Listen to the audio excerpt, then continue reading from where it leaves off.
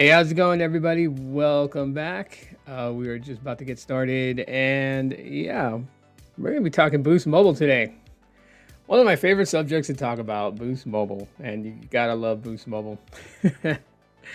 Anyways, guys, welcome back. Glad to have you guys here. If you guys are just joining in, tuning in right now, please do me a solid and hit the like button. I would truly appreciate that, as well as turning on bell notifications, so then that way you guys don't miss a video upload or, in fact, when I go live. So, yeah, Boost Mobile is going through a whole lot currently at this time. And, if you guys don't know, I run and operate a Boost Infinite Boost Mobile fan page on Facebook. So I see a lot of what people are talking about. I see a lot of like how they feel about things, how they feel about device promotions, how they feel about the plans, network connectivity, customer service. I get it all across the board. So I am, fully aware of just, customers' reactions of Boost Mobile. And while, some of it is a bit skewed to a degree, for the most part, I can see people's thoughts. They share it. They're very vocal about it. There are those people who absolutely love the service. There are those people who absolutely hate the service. Of course, I never really understood why those people who hate the service stay on the service. I just don't get it. Anyways, so with that being said, it is pretty much like well known that Boost Mobile has gone through a lot of changes throughout its life. Not really going to go too much down memory lane. What's up, Joys of San Joaquin Valley? Glad to have you here. But just in a nutshell, it started off as an MVNO prepaid, eventually became Sprint's prepaid, one of its prepaids, eventually being sold off to Dish, and then Dish taking over, and then Dish trying to turn this into the fourth carrier here in the United States. And for the most part, it seemed promising in the beginning, but mistakes made after mistakes, and then of course the pressure of the FCC on top of it, and eventually Boost Mobile's dreams of becoming a fourth carrier in the United States has thus ended. Now, again, I mean, some things may sound like regurgitation. I am just trying to get people enough information for them to understand. There are too many people throwing around things and saying things into the context without really knowing the full scope of things. They may have, got their information from somebody else who got the information incorrect, but, we're going to kind of just like clear all that out for everybody and kind of, I'll throw in my assumptions of what I think for the future of Boost Mobile and what I think is going to happen to it. Of course, that's like assumptions, so I could definitely be wrong. It's just one of those things. So anyways, yeah, one of the things that I do kind of want to talk about is this whole ordeal where people are claiming that at&t bought Boost Mobile. Okay, I have to clear that up. at&t did not buy Boost Mobile. All right, that's very clear. They did not. What they bought was spectrum that EchoStar owned, that they sold off in order to, pull in cash that they needed to pay on debts that Dish and EchoStar had.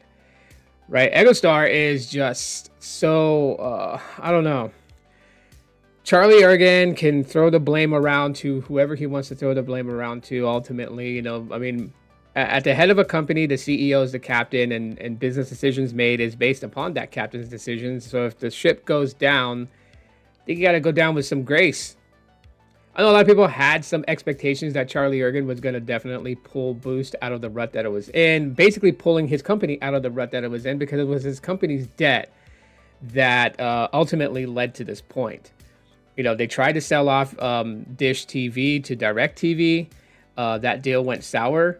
Charlie has gone to, government to lobby for help to keep his business afloat. I don't know exactly how that went, what kind of deals he procured, but obviously it didn't go in favor for Boost Mobile because Boost Mobile is no longer the fourth carrier. SMT said Boost will become an MVNO. Not enough customers, not enough shares where Boost had. I don't know why people not to knock on Sneed, right? Because Sneed obviously knows his stuff. He does his homework. But to say that they will become an MVNO is kind of an understatement. They're already an MVNO, mobile virtual network operator. Definition of that is mobile, which is telco, virtual, which means not their own, like from the ground up network, right? So virtual is not a, like a real network. It's virtual network operator. So in sense, they are relying on other MNOs, mobile network operators.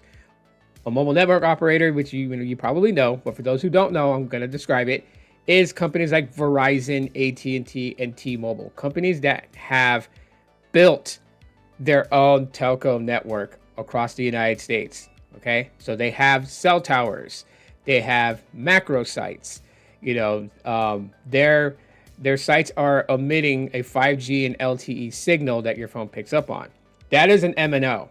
And Boost Mobile has always been an MVNO. Since being, taken by Dish, they've relied on at&t, right? Like, yes, we know during that time they were building out their own native 5G network, but their network wasn't operative back in, 2020, 2021. So they were relying on at&t and T-Mobile. That made them an MVNO from the start. They were trying to pull themselves out of an MVNO identity, trying to become the fourth carrier and launching their own 5G network, which was a cloud-based O-RAN network, but that's failed. And because of the debts that they have, that they weren't able to meet when the debt was called, they had to sell. They had to, they wanted to sell, Dish TV. That didn't go through. They started selling Spectrum that they held, and they sold that to at&t. So yes. I mean, I know what Sneak says, that they will, be an MVNO. Being an MVNO is where they're at. Becoming an MVNO, they already are. So that's what they are. They're not. Their ambitions of being the fourth carrier is over. There's no way they're going to do it now. As a matter of fact, it was Sneed's video that inspired me to talk about it in today's live stream, and especially sharing the link on the Facebook group page for the Boost Mobile page that I run. For those guys on there to listen to what I'm saying on this podcast, and to also share their own thoughts and opinions if they happen to join in. I don't know if they will or will not join in, but I shared it for them, mostly for them to kind of see and to listen to all the stuff that's going on, because there's a lot of stuff tossed around that people don't get. And I want to clear that up. Like, one of the things, like I said in the beginning of this podcast, was the assumptions that at&t bought Boost Mobile. They didn't buy them. Boost Mobile is still owned by EchoStar. It's still owned by Dish. It's not owned by at&t. But the spectrum that EchoStar had, if let's say in a perfect world, Boost stayed the fourth carrier and they were going to continue to build out their network, then the spectrum that they sold to at&t would have been what they were going to use for their low band, mid band options. Okay. As far as high band options like millimeter wave, I've never really heard anything about that as far as in the future of the Boost 5G network. But for those people who had the physical Rainbow SIM, or for those who got eSIM that primarily used Boost 5G and used at&t and T-Mobile as secondary fallbacks in case there was no signal for the Boost 5G, a lot of those people were actually reporting decent speeds, decent latency, decent network quality. So these are things that seemed promising. It seemed very promising, and it's kind of a heartbreak because we're down to 3 MNOs, and call it what you want, but the reality is that if you only have 3 network providers, you're SOL as a customer. And we're already seeing that. We're already seeing this because have you not seen advertisements, whether it's postpaid or prepaid service, right? Have you not seen the advertisements that tells you now of the great, amazing price you can get? And then they talk about a 5-year guarantee, 5-year price lock guarantee. Why are they using that lingo? Why is that now an advertisement? Well, it's because they don't want everyone to just up and run, but they kind of know that you can't really run anywhere, because if Verizon's not going to guarantee your pricing, and T-Mobile's not going to guarantee your pricing, and at&t's not going to guarantee your pricing, where are you going to go? Well, I mean, you could go prepaid, right? You can drop from T-Mobile to get to Metro by T-Mobile and use their services. It's pretty much under the T-Mobile umbrella. It's their prepaid. However, now even Metro by T-Mobile is doing that, like with the bring your own device $25 unlimited plan, 5-year price lock guarantee. They're already starting to use that lingo in prepaid. This was the thing that people were afraid of when there was no fourth carrier, because T-Mobile, at&t, and Verizon pretty much have like the same thought process. They'll give you a little bit, they'll give you an inch, but when it comes down to it, they'll switch you up to take a mile. That's just how it is. And again, like they say, where are you going to go? One of the few carriers that I've seen talked about price lock guarantee, obviously Visible. Visible's not talking about it because their whole entire service built from the ground up was based on $25. They've since added 2 additional plans to their offerings, giving you a little bit more perks. But ultimately, the $25 plan that Visible has is their base plan. And it's been that for such a long time. And that's why I advocated for them when approached with them for a deal for me to test out Visible service and then make a few videos talking about it, which I did a couple years ago. And so far, you know what? I mean, Visible's been the one that's been most consistent. Google Fi has changed their plan offerings, yes, but they're not doing this thing where they're like, oh yeah, you can get on the, this plan and it's 5-year price lock guarantee. They're not doing that because Google Fi is known to change up their pricing, right? Eventually, when they can renegotiate their deal with T-Mobile for their MVNO agreement, if they can offer more to their customers, they will. This is kind of the reason why when people kind of shout at Google Fi, like, why can't you guys give us what Metro gives us? Well, because they are an MVNO. They rely on T-Mobile, and T-Mobile does set the premise of what Google Fi customers are allowed to access because Google Fi doesn't have their own network. And I know that Google is a multi-billion-dollar, multi-trillion-dollar company that could honestly build their own network if they want to, but we're already kind of seeing the reason why that Google Fi never attempted to build its own 5G network. Look how hard it was for them to break ground for fiber.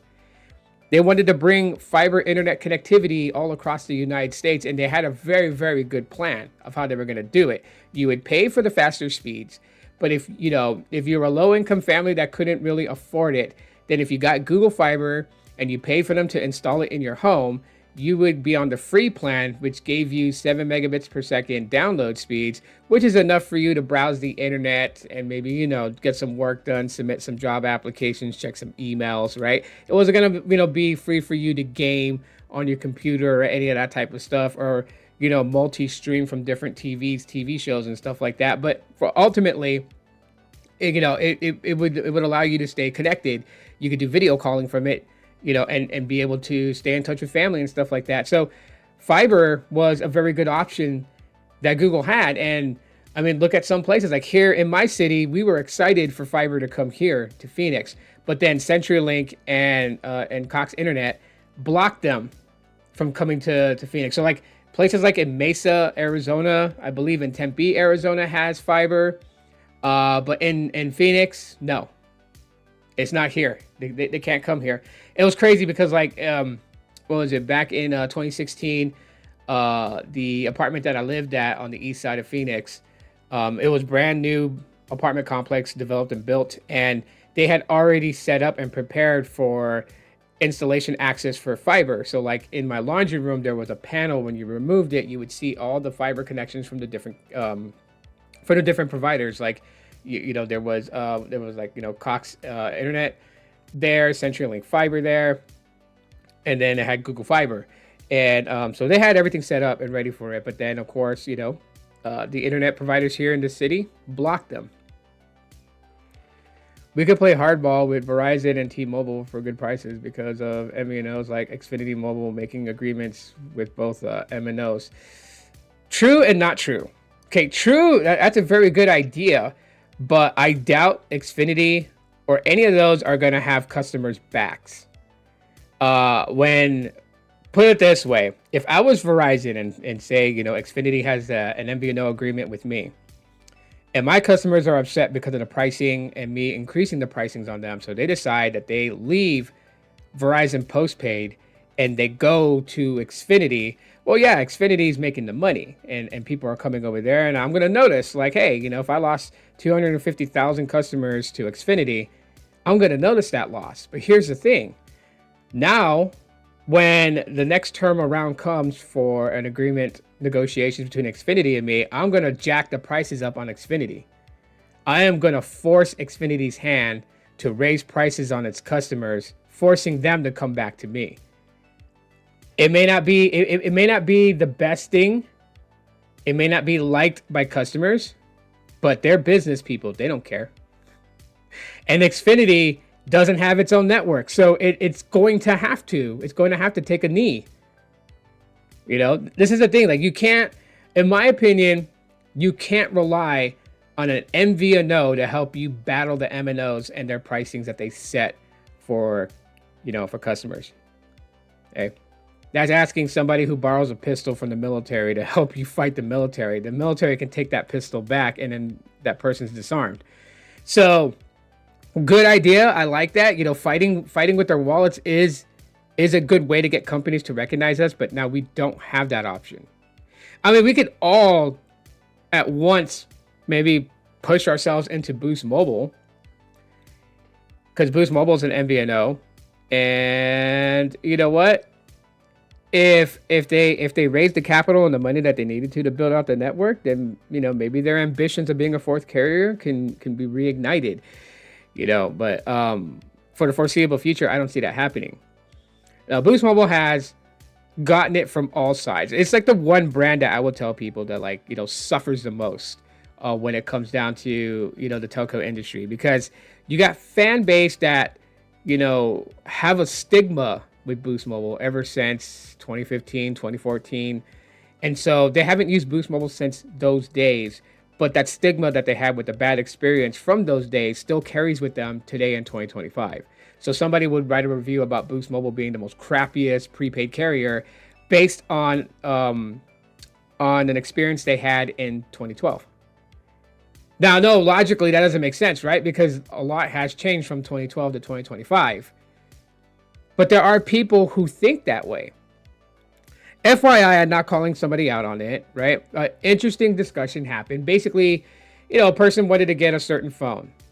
Currently today, wants a certain phone and can't get it, and has gone on social media to talk about that they can't get it. And so I asked, why can't you get it? And, they were like, read my post. I'm like, okay, I read your post. I know why.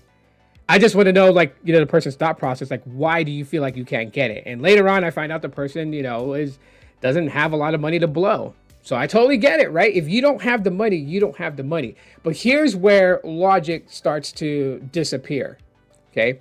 And I'm not bad-mouthing anybody. I'm just calling it as it is, reality. And if the truth hurts, the truth hurts. If you don't have money to get a new phone, okay, yes, financing a phone might be an option for you. But if you're going to want to finance the phone, you're going to have to pay to play. And what I mean by that is that if a phone goes on sale and you have to be on the $50 plan or the $60 plan, that is the promotional rules to get the phone at that price. Crying, complaining on social media is not going to have them bend the knee to you or change it just for you. This level of entitlement in people's minds where they think that if I complain enough and if I draw too much attention to them, that they're going to give me exactly what I want. They can't, because if they give you exactly what you want, you've already been vocal on social media. Who's not to say that you go and make a post later and saying, after months and months and months of complaining, they decided that I'm a good customer, so they decided to bend the rules for me. Now, everybody is going to attack them for the same bending that you got. See, they have to hold firm on their promotional rules. There are devices that if you want to upgrade to, if you want to get at a discounted price, a subsidized discounted price, you're gonna have to go by the rules of what they lay out. And if one of those rules is changing to a $60 plan or changing to a $50 plan, it is what it is. You may not like it, but bad-mouthing a company because you didn't get your way doesn't really appeal for a full-on true experience, because there are rules that you had to do to get that phone. Everybody has to go through the same rules. There's not one person on a $25 plan that's going to be able to upgrade to a phone on Boost Mobile without having to switch away from $25. Again, this is a company that needs to make money. So they're going to have these promotional deals, right? Like they're going to want to have these phones that's like 50% off price, 75% off price. But the catch to it is that you have to be on one of their more expensive plans. They don't make money off of you on a $25 plan. As a matter of fact, I've been vocal about it. I've shared it, on social media, that in the earlier days of Boost Infinite, when it first launched as the official fourth carrier postpaid Boost Infinite services, the entire time that has been out, they haven't they haven't made any money. They were not profiting off customers. What their strategy was to offer a very low plan. And good morning to the dump truck that comes around this time to pick up trash. But they for the most part, they wanted word of mouth. They were hoping that people would be shocked that a postpaid company was going to offer service for $25. Okay? Of course there was a catch. We all knew what the catch was. It was unlimited talk and text, and it was 30 gigabytes of high-speed data, and then you were slowed down for the rest of your bill cycle. So you were throttled.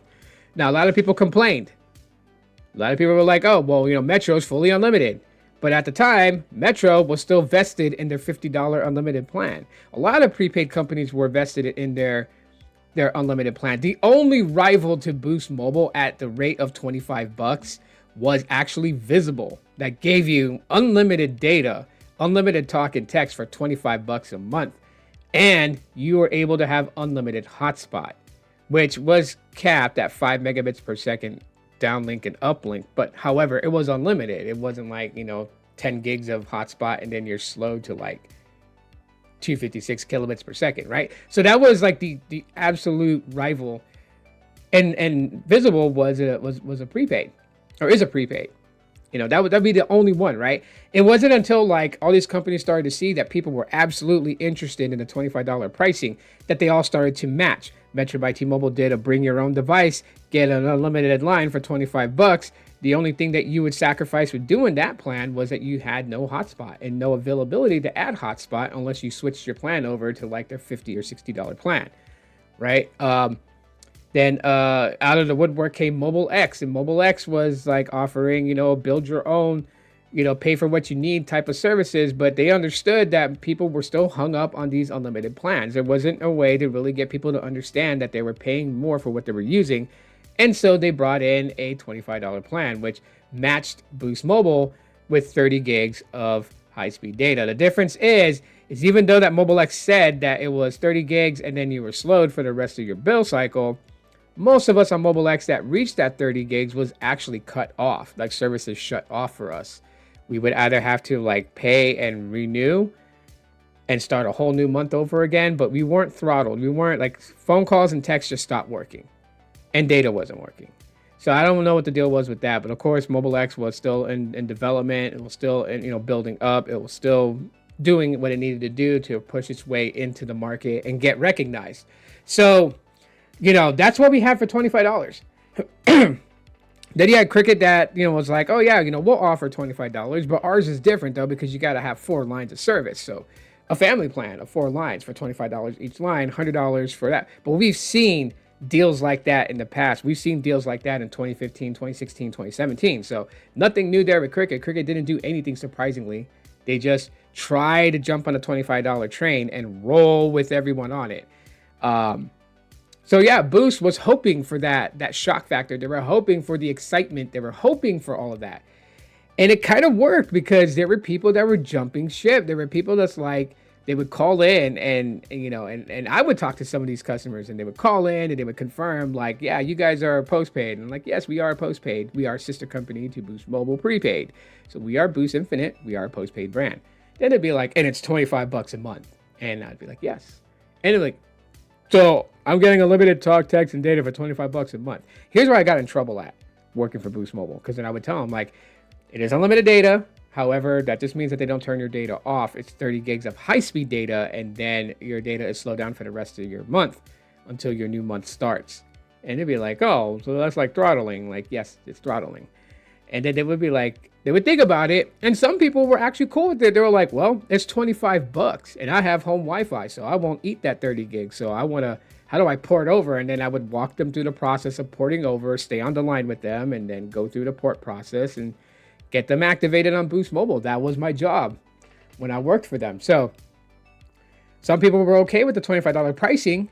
Other people were just, you give an inch, they want to take not just a mile, but 10 miles. There are people that would just like cuss me on the phone for 25 minutes because we weren't offering fully unlimited with all the perks and benefits like Verizon for 25 bucks. It's like, are you kidding me? If you want what Verizon's offering that, they charge you $90 for, then stay with Verizon because you're going to pay $90 for it. But if you want what we're offering at 25 bucks, yes, there's going to be a little bit of limitations. And of course, Boost Mobile wanted the word of mouth, but they couldn't have like, billions of customers just jump straight on them. I mean, they weren't, at the time, they didn't launch their own network yet.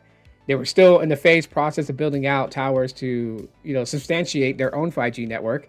So they were still relying on AT&T and T-Mobile. And of course, those come with limitations, right? AT&T is not going to be bested in their own game.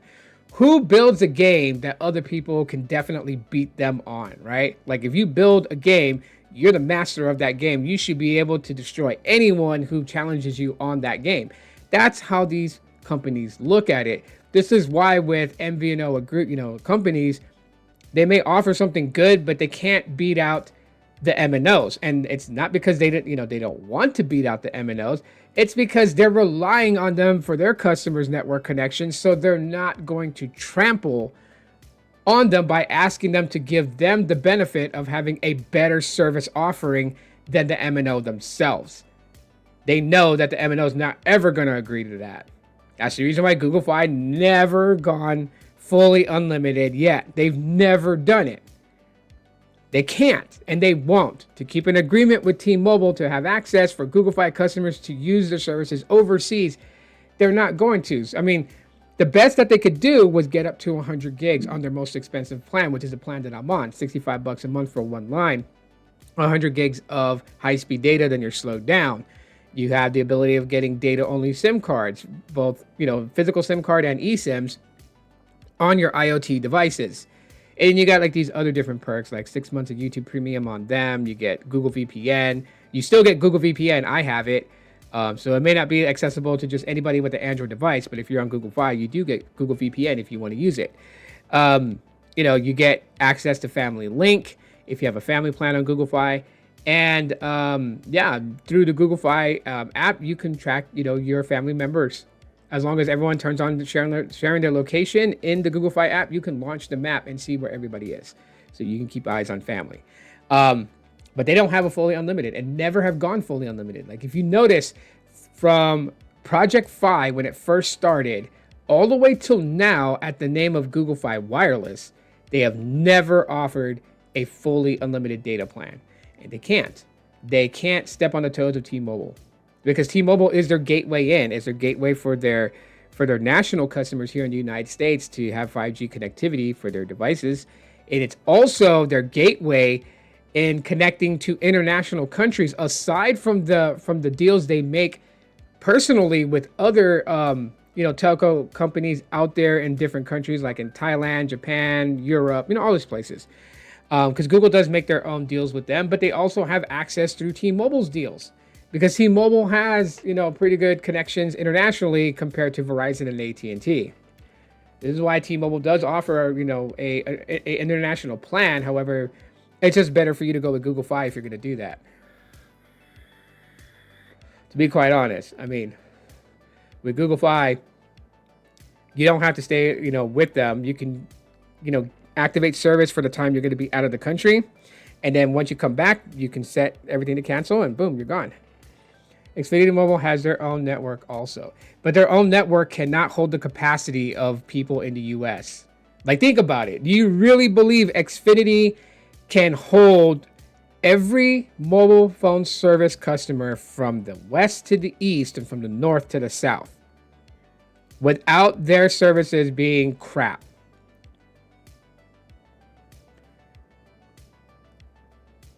I mean, that's like, Xfinity Mobile with them having their network. You can connect to Xfinity Internet and their Wi-Fi as default. I get that.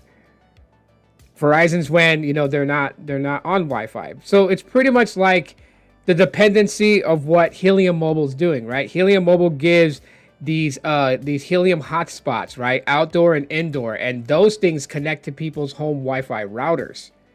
Okay, so it creates a separate secure channel away from the users, their users' other channel on their Wi-Fi, so that way it can't connect to the person's IoTs. So asking people to connect to that, people don't want to connect to that. That's a mesh person-to-person sharing, and people don't trust those. So no one's really gonna trust wanting to be connected to an Xfinity Wi-Fi dependently. And again, like you said, the Verizon connectivity is only for when you're away from Wi-Fi. So if you're driving on the interstate, going from, say, visiting family from California to Colorado, once you hit rural areas on Xfinity, you're effed.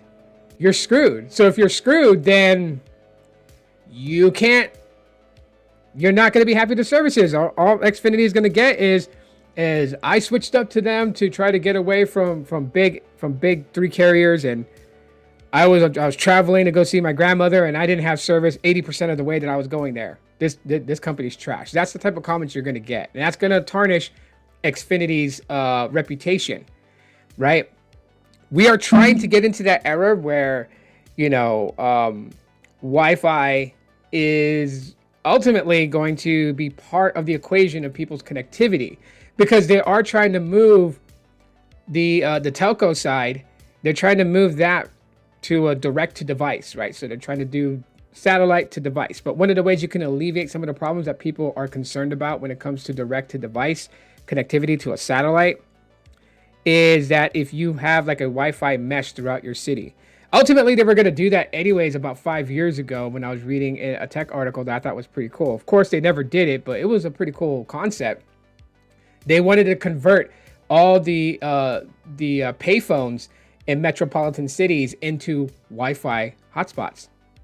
They would rip the payphone out.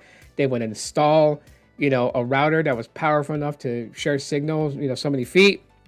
And since there were a lot of payphones in metropolitan cities, it could really blanket the city with stable enough Wi-Fi for people to be on. But of course, the conversion to that, the money that needed to be invested in, people weren't too invested in it, and so it never happened. I mean, I know that like they did a trial here. I think it was in Tempe, Arizona. They had like 3 different payphones that they converted to Wi-Fi, a Wi-Fi hotspot, and it was pretty cool. But then you also got to think about like the people passing by, people driving by, how many people are going to be connecting to it at one time, and then that the handoff from one to another to another to another. Just I don't know. Maybe they just gave up on the idea. I thought it was a pretty cool idea. So yeah, that would be a cool way to do it. It's just not a lot of people want to be on that type of coverage, network system, and everything like that. It would just totally wouldn't work out. People would have to be open-minded. Maybe you and I can see the value in what you described as a way to maybe kind of force the hand of big telco to quit screwing with people's bills. I mean, because that's what T-Mobile does, right? We know that T-Mobile tends to just like try to force people off legacy plans and onto, their latest offerings, right? Because, they want to charge more for things. I mean, I've never really checked in, but you know what? Maybe when my sister comes to visit me at the end of this month before we head to my dad's, maybe I'll do a podcast, since she's been a loyal T-Mobile customer. I'll probably ask her, not too much in detail about her plans, like, but like just the basic, the basic stuff about her plan, and find out if she's still, because originally she was on an old legacy plan that also included, internet hotspot for her car. And I think it was like their iPads were covered. They had, I think, like 5 or 6 lines, and it was unlimited service. But now I've got to ask her, if she's still on that same plan or not, or did T-Mobile actually force her to move away from the plan that she currently had before and got her on one of these new ones. So I'll find out when she comes here, and then maybe I'll have her on the podcast. She can talk with all you guys about it. You guys can ask her questions about it and see just from like, her standpoint exactly, what yeah, like, you know, what it is, I would say. So I'm going to ask you guys a question.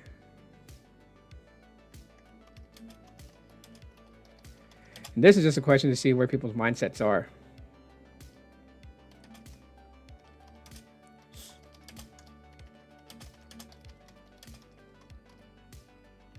I gotta make sure I spell that correctly. I don't look like a dumbass, but all right. So I'll ask you guys this question. You guys can answer it. If you're a Boost customer, so we'll find out. What do I think about SMT's video? T-Mobile now has the biggest 5G network. at&t is second biggest. Verizon is third, and we'll be playing catch up. I mean, how could you not see that coming?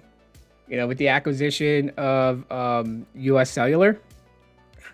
It's kind of like, you know, remember back in the day, at&t was like the giant phone service company. Most people on cell phones were on at&t. This was like way back in, like, you know, 2004, 2005. I think it was around 2004 Verizon came into the picture. I think it was about like 2005 or 2006. Verizon acquired multiple markets owned by Altel, and that put them ahead of at&t. And then from there, it just kept growing and growing and growing. So, you know, with T-Mobile acquiring US Cellular's markets, of course, that's going to put them ahead. The fact that they're the biggest 5G network, to me, how big your network is kind of important, but it's not the most important thing. Because you could, ultimately, you could have like the third biggest 5G network, but have the best network connectivity experience. Because again, it's like, okay, so here's the truth about the telco industry that everyone needs to understand. Okay, it is dependent on demographic. So where you're at, which company has the better build out in your city. Because you can go on social media and talk crap to everybody, talk about Verizon's king, screw T-Mobile, screw at&t, you guys are stupid for signing up with them. Verizon, I get the fastest speeds here. I bet you if I took that person and dropped them over here in my area, they're going to hate Verizon. Because actually in my city, Verizon is not king.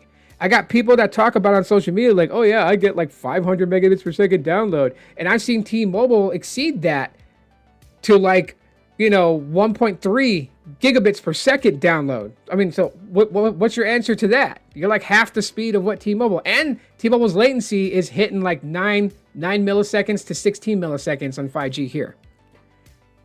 So it's based on demographic, areas that you're at, and who's got the better build out in that area. Okay, so that's number one. Number two, it also depends on how many people's on that network.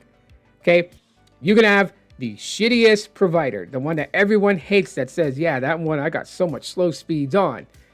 But if, like, say majority of people are on the Verizon network and you happen to be like one of the few hundred people on the T-Mobile network, now your connectivity and speed is going to be so much better because there's not that many people connected to the same towers you're connected to for service. You get what I'm saying?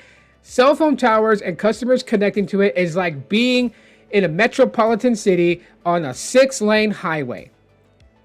All right. Each lane represents the QCIs, with the farthest to the right, that slow lane being like QCI 10, QCI 9, right? And then business people are going to be in the HOV lane or the hover lane or the zip lane or the fast lane, whatever you want to call it. The lane to the far left that is meant to travel the fastest on, that you have to have at least, you know, maybe like 2 or 3 passengers in your vehicle to be able to get on. And that would be like, you know, like the lower QCI numbers, right? For fastest 5G speeds. So when it's 6 p.m. and you're heading home from work, what happens? Gridlock, bumper to bumper traffic. That's what happens. Take that analogy, apply it to a cell phone tower. If you have 50 people connected to it during the hours of 9 a.m. to 4 p.m., because majority of everybody else left for work, once all those people come back home, now like the 40 or 50 people connected to that tower is now sharing that tower with 200 people. Now network quality is going to drop because now you have so many people connected to it, and the system for these networks have to cipher who gets priority access first. So if a guy has a business line from a Fortune 500 company, his phone line through his company obviously is going to have the higher priority on the network with that tower. You being maybe like on the cheapest plan postpaid will probably be in the middle ground area, and then the prepaid guys, they're going to be the lowest priority. So if the business guy receives 1.5 gigabits per second download with a 9 millisecond ping, and then the middle postpaid guy is getting 900 megabits per second down with a 16 millisecond ping, then the prepaid guys are getting like 120 megabits per second down with maybe like a 32 millisecond ping. It's prioritized. Hopefully that analogy explains how you connect to the network. That's why when they say that, say with Metro, when you reach 35 gigs, you're deprioritized. People are just like, why are they deprioritizing me, man? I'm going to get slow speeds. No, you won't necessarily get slow speeds. If your area is congested, yes, you will be deprioritized. You'll have slower speeds. You want to fix that? If it's not your home, move away from that area. Go 2 or 3 blocks up more, and you'll connect to a different tower, and your speeds will return to normal. That's how it works. Verizon is fastest with microcells, but go 1 block away from the microcells, you will lose access to the network. I still stand by low bands with big towers for long distance coverage. Yeah, I mean that's the entire point of it. This is why, you know, millimeter wave, the hype for millimeter wave. Don't mind the gardeners; they're doing their thing today. But this is why millimeter wave is not heavily talked about. If you haven't noticed that, right? Like if you go on social media and you see like Sneed and Carlos and everybody else, you notice they don't talk much about millimeter wave anymore. Like Ricky, shout out to Ricky in Las Vegas. I was gonna say Ricky from Florida Keys, but he doesn't live there no more. He's in Vegas. Not even he talks much about millimeter wave. Why? Because while millimeter wave can deliver the fastest download and upload speeds, right? Insanely good. I mean, go watch Sneed's old videos where he speed tested millimeter wave, and you'll see how good it is. Problem is that the signal can't hold very long, right? When millimeter wave was first a thing at the Qualcomm Summit in Maui, Hawaii, they had a tower retrofitted and set up for millimeter wave access. And how many people tested it on the beach? How many people lost connection once they crossed a coconut tree? I mean, they were just passing a coconut tree and it lost connection for a moment until the line of sight was obstruction free. So, yeah. I mean, this is why midband is the most looked at and most important. This is why, you know, when you see Ricky talking about, you know, it's not real C-band, you know, it's S-band, it's, you know, it's fake 5G, yada, yada, yada, you know, because he's looking down to the nitty gritty of like what the spectrum really is, what it's classified as, right? I mean, that's what the C-band and the S-band, those are classifications. So it tells you, and like these aren't brand new signals. They're not. They're used before. Can't tell you guys because I don't remember off the top of my head exactly what they were used for. I believe it was military, but they were decommissioned for public use. So yes, I mean the World Wide Web was used for military use before it was decommissioned for public access. So if you want to know your history on that, I mean that's that. You know, ultimately, when it comes down to you know, Boost Mobile and its foreseeable future, right? Because they're continuing to sell spectrum. They're going to drop themselves down from being a fourth carrier to just maintaining as an MVNO. And we don't even exactly know where they're going to go from there, because there's talks that they're in talks with Elon to partner with Starlink to help them in creating a better constellation of satellites for direct-to-device connectivity. That is a thing that they are working on. That's a possibility that could be in our future. We never know. But, I mean, that's what they're heading towards. Because before selling spectrum off to at&t, before, you know, Boost considering dropping out of being the fourth carrier in the United States, they are already in talks of wanting to create their own satellite constellations and start doing direct-to-device. As a matter of fact, Boost Mobile was trying to build a race to begin trying to be the first carrier in the United States to have satellite direct-to-device connectivity. But again, the weight of the debt that they accrued, right? So it's not just the loan itself, but it is the interest of the loan that they owe. When a loan is called on, the interest must be paid. It's kind of like going to a pawn shop where you pawn your stuff in for a loan, right? Say you pawn in a laptop for $100. They tell you that if you retrieve it in the first 30 days, then it'll be $105 to get it back. If you retrieve it in 60 days, it's $115 to get it back. And if you wait the whole 90-day period, it's, $130 to get it back. But then they go and tell you if by 90 days you can't pay the loan back, you can extend the loan another 90 days just by paying the interest, which is $30. You pay $30 at a pawn shop, they will hold your laptop for another 90 days, and you have 90 days to come up with the money plus the interest of the new loan to pay back to get your collateral back. That's how pawn shops work. That's how the debt works with Dish Network and EchoStar and the debt that they have. They have to pay the interest, right? And that's a lot of money. Because that's how businesses, at least some business CEOs and stuff, that's how they work. That's how they operate. They know finance is really good. Charlie Ergen knows finance is really good. I guarantee you, Charlie Ergen does not live off the proceeds of Boost Mobile. If anyone thinks, and this is to debunk, society's idea of how these wealthy CEOs live. If you think that guys like Charlie Ergen and Elon Musk and any of those guys, if you think they live off the proceeds of what their company makes, you are sadly mistaken. They do not. Do you know the reason why rich, wealthy people don't pay taxes or barely pay taxes? The absolute truth as to why rich, wealthy CEOs aren't taxed the way that you and I are taxed? The reason why is because their living expenses is paid for on the back of a business loan with their bank. So say Elon's living expenses annually tops up at like $420,000 a year. So what Elon will do, so he doesn't have to pay taxes out of it, is he'll do a loan in the beginning of the year for about $420,000. Okay, loans cannot be taxed. So you cannot tax somebody's expenses, like their living expenses, because it was a loan. So it's not taxable income.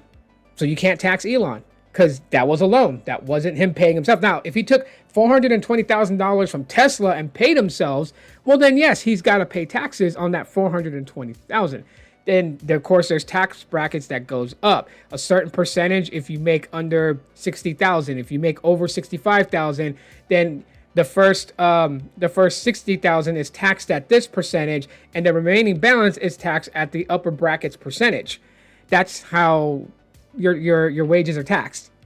So yeah, these big business wealthy CEOs, they do loans with their banks that they've been banking with for like years. They will go in and do a loan. It's a business loan, but that money is not going towards their business because their business makes money to sustain itself. They take all the profits that they make from the business and reinvest it back into their business to create more production and to innovate for new products. So if all the proceeds, all the profit they're making from their business is going right back into their business, not only to continue production of current products, but to innovate new products, they do the loan with the bank. Living expenses annually, $420,000. Give me a loan for that. They get that money and they pay their bills. They buy their food. They pay the electricity for their house. They pay any type of property taxes they got to pay for their house on the land it sits on. Gas for their vehicle, registration, insurance for their vehicles, cell phone bills. And they still have money left over to do some of those stuff like, oh, I feel like buying an iPhone 17. So they'll walk into a store and they'll buy an iPhone 17. Because like I said, if Elon took out a loan for $420,000 for his annual living expenses, I guarantee you $300,000 of it is probably for bills. Maybe even $275,000 is for bills. And the rest of it is play money and bullshit money. I feel like, traveling to Italy, get on my jet and fly to Italy. And I'm going to drop 50 grand when I'm out there for 3 days. Like, that's how they live. So that's the secret to CEOs. Why, when people are like, it's not fair, these business wealthy people, they don't pay taxes. Well, you can't tax a loan. Now, you can tax, income. You can tax that. A paycheck has taxes on it, right? All of us know that. We look at our paychecks. We grossed $2,000, but after taxes and all that stuff taken out of it, we netted only 1,700, right? 300 of it went to taxes, federal and state taxes. You know who else does that trick? Who else does that? Politicians. This is why, if people remember debate between a certain lady who was running for presidency and she attacked a certain person that some people don't like, who was also running for presidency, and she said he doesn't pay his taxes. And then he said that he uses the same loops that her friends use and challenged her to prove it that her friends doesn't. She couldn't answer. You want to know why? Because this is what politicians do.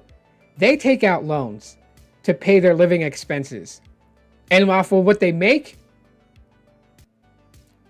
annually, they pay back their loan. So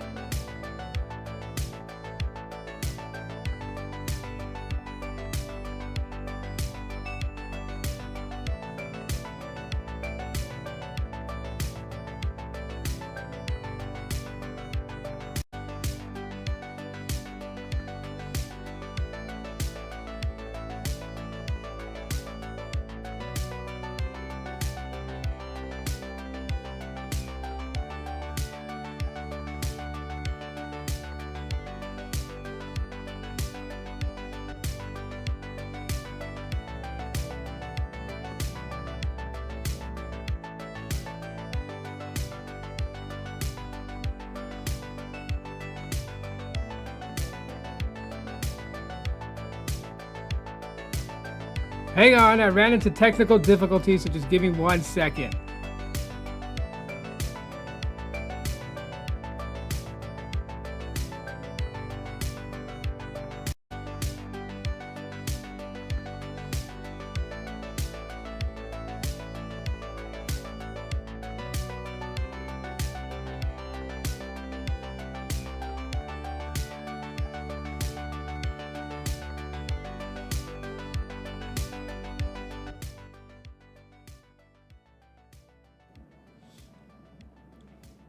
All right. I don't know exactly what happened, but no, network crashed. That's what happened. So for those who don't know, my network crashed. I had like zero internet for some reason. So I apologize. But what I was saying, in a nutshell, was that these wealthy guys, they don't take a paycheck from their own business. Like they won't. And that's how they avoid paying taxes. I guess, I don't know. Maybe I got crashed because I was being political. I don't know. I have no idea. I just know that, it crashed for the first time ever live streaming, and I crashed on you guys. But this is why I like OBS, because for some reason it kept the stream going. Well, YouTube kept the stream going. I don't know if I had like a silly face while it crashed. If it froze with me making a stupid expression, if you guys have a screenshot of it, send it to me on social media. I would love to see it. I don't know exactly how it crashed out, but I decided I had to reset my network router.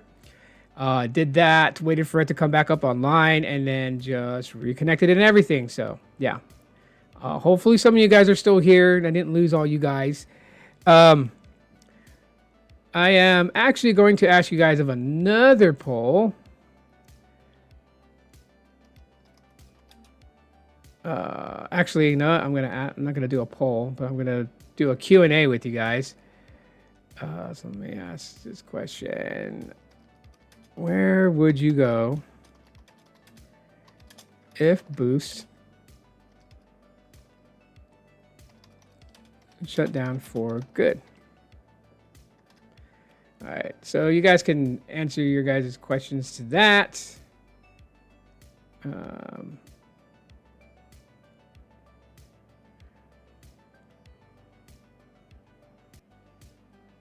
right, let's see.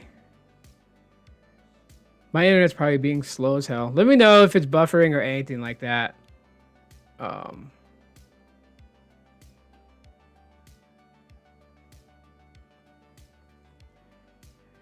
would seriously love to know.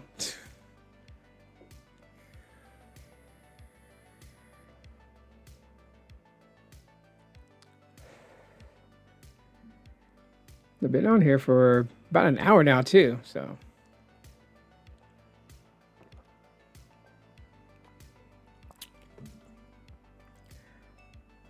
I got other videos I got to work on, and then you know, trying to be a more of a healthier lifestyle. So I'm actually gonna walk to get my kids, and they're pretty cool with it too, because they were like, they're willing to walk, you know, from school home. So every day after school, I'm actually walking to get them, and then you know, me and the kids will walk home together. So I think that's gonna be a pretty cool thing, honestly. Give me 1 second. I gotta pop the chat back out because I can't see the chat now. For some reason it glitched out. It's probably because my internet is like really bad right now. Yeah, I can see like a replay thing of it. It's just terrible.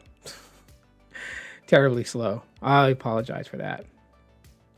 I just want to see what some of you guys are saying. If I'm like waiting for the chat to pop up. There it goes.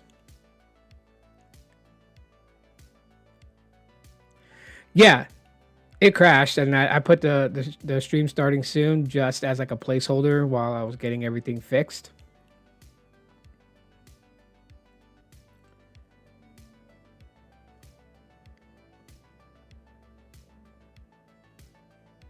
All right, we fix this. Jesus, come on. All right, there we go. Drop that down.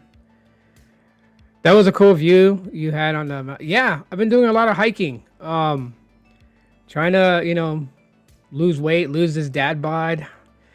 I'm hoping to get back to the frame that I was when I was 19, 20 years old. So I was about 135 pounds. Anyways, yesterday my wife was, you know, she was. If I had live stream going up the mountain, you guys would have heard it. She was yelling at me. And she worries about my health. She worries about my conditioning. And yesterday I was feeling good for the hike.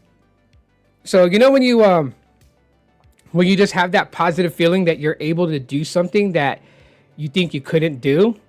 I was feeling it last night. Basically, in like young kids terms, I was feeling myself.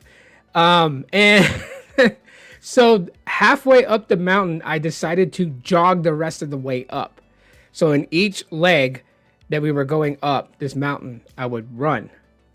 And, you know, my legs are fine. My legs are not sore. I could feel that I had a workout in my legs, and I could feel it in my gut. Like my gut is a little flatter. I've noticed from the last week that I've been hiking, my gut is getting a little bit flatter. It's not, you know, I don't have that dad bod sticking out. You know, so I'm kind of happy about that. And it was a cool way for me to kind of just show you guys the streaming capabilities of the Pixel 10 during a live stream, right? So I showed you guys if you just do it with the camera app, right? But I wanted to see how well it goes in a live stream scenario. I did one on Instagram. Now, I did one last night on YouTube. And I will probably go live on X the next time we go hiking and do the test on there too as well. I think it's going to be pretty cool. It'll be pretty cool. But yeah, this whole health situation thing that I'm in right now, I'm really trying to get up there with that. And, you know, I just want to live longer, if I could be honest with everybody. Like, not, you know, not just for my kids, because my kids are the most important things. Like, I want to see all my kids grow up. I want to see them graduate high school, and if they go to college, graduate from college. I do want to see them, you know, get married. I want to walk my daughters down the aisle when I'm still never going to be prepared to give her away to the young man who's going to be her life partner. Not ready for that, but I am going to do it, you know. And then I want to be around for grandkids. And I am deadly afraid of death. I'm afraid that you just close your eyes and then you're just nothing. Like everyone believes in like in an afterlife. Religion tells people that there's a heaven waiting for you, but we never really know the true answer to that. And other people will tell you like, oh, you got to have absolute faith. It's like it's blind faith. You don't see heaven. You don't have proof that heaven's there, but heaven is there. When you pass, you'll go. But do I go? Even if there was, how do I know that I'm really going to go? And people will be like, well, if you've done good in your life and you repented for your sins and you accept Jesus into your heart, you'll go. But lots of people accept Jesus into their heart and have done very bad things that are against the 10 Commandments. And so it was like, you know, it just raises a lot of questions when it comes to death. So, you know, I want to live longer. And yeah, I mean, this is what it takes, you know, working out, eating right, living a happy life too, right? You can't live your life stressed. You know, of course, that's pretty hard in my situation because, you know, I'm not living comfortably, right? I wish I was living comfortably because I'm pretty sure life would be more happier for my family and I. But you know, we go through the same struggles as everybody else goes through, and you know, we deal with things that, you know, could put a damper on being relaxed. And so yeah, I deal with the same stresses, but you know, you got to try to fight through those and not let the stress weigh you down because that definitely will hurt you in the long run. So I try to live my life as happy as I can. And I try to be superly active in my kid's life. I never throw a gold star on my shoulder and say I'm the best dad in the world, even though my kids do. But, you know, I try my best to be the best dad I can be for them. And, you know, even if I blank out in, you know, no longer in existence, and that's the type of death that I have, at least before my brain stops working, I'll know that my kids will always remember me. They'll always have me in their mind. But, you know, and then these YouTube videos are like a legacy that I was here. It's proof I was here on Earth. You know, I had ambitions when I was younger for this channel to be something greatly huge. I would have loved to, you know, have been a great big social media person back in the day. Today is a little bit more realistic, and I'm kind of happy that I didn't make it to that part, only because, you know, there's aspects of my life that just remain private. I don't think my life needs to be on Front Street all the time. And when you're at that level in social media, you're expected to have that much of your life shared with the world. I'm not comfortable with that, which is why I never really stepped outside of tech, or try to do anything else. Like I didn't do like family vlogging. Someone was telling me that one time. They were like, if you get tired of tech, you could do family vlogging. No, I don't want my kids growing up with social media that way. You know, I want I want some semblance of like a private life at times. I don't mind sharing some things that we do. It's never really been a problem for me to do that, but just like everything that we do does not need to be shared. But, you know, for the long run, you know, let's see what, probably ask this on the next one, but, yeah, you know, for the most part, I mean, I'm going to chalk it up to that as far as for today's live stream. Everyone that came in and watched, thank you guys for watching. Where it crashed, if it cut out when I was, you know, going on my rant about how the wealthy survive without being taxed by the government, you know, yeah, just look it up. You'll see yourself. If it cut out and you didn't get to hear it, if you heard most of it, the rest of it was just, you know, I guess, regurgitation, ranting, and so don't worry about it. If you're with Boost Mobile, just understand that, you know, that at&t doesn't own them. And, you know, it doesn't look good for them in the future. And hopefully things change for Boost Mobile. Hopefully they come up with a plan that carries forward. But I honestly don't really see that happening with the way that they're running and operating things. The layoffs and all those things are definitely a telltale sign. So, you know, with that, you know, you guys basically just have a great rest of your day. Happy Monday. Welcome back to the work week. And I will see you all on the next one. And stay tuned for videos dropping. There's videos dropping today, tomorrow, and the rest of the week. Be on the lookout for those, for sure. Till then, aloha.